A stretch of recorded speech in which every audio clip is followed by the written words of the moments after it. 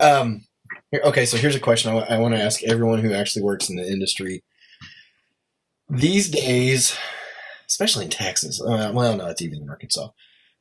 I'll do boat charters, and they're like, "You do this full time?" No, not full time. I teach journalism in our, I'm a journalist, and then especially in this day and age, you tell somebody you're a journalist, and you sort of brace for impact. Mm-hmm. What? And I've had these conversations with people. They're like, "There's no good journalism in the world," and I'm like, "Bullshit! There's lots of good journalism in the world. You just don't see it because Right. you're getting kind of going back to that social dilemma stuff. You're just getting inundated with a bunch of stuff that looks like it, but it isn't. Mm-hmm. And we Yeah. can blame the algorithms or your own personal political bias or whatever.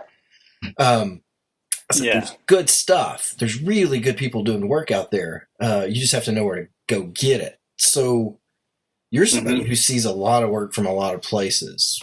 What is your, I don't want to say diagnosis, but what would you say the temperature of journalism is right now in the world?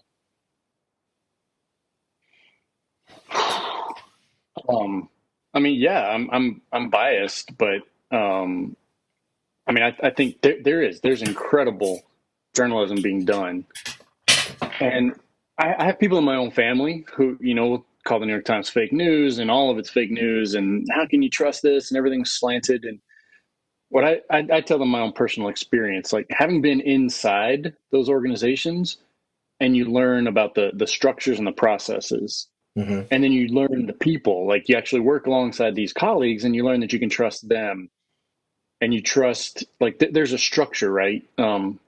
It was interesting with I think it was the tax stuff or something.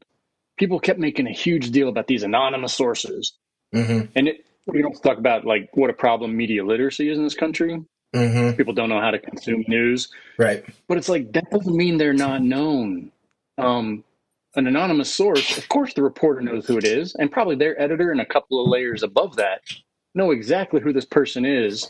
They're just Right. not naming them. It's not some idiot calling up me like I got dirt. Mm-hmm. I mean, I would say Donald Trump himself has been an anonymous source at the White House for a number of articles, but people see that and they're like, you can't trust it. And it's like, well, I know the process and I know the structure that says, like for instance, at the New York Times, every story that is published has to have at least two sets of editors' eyes on it.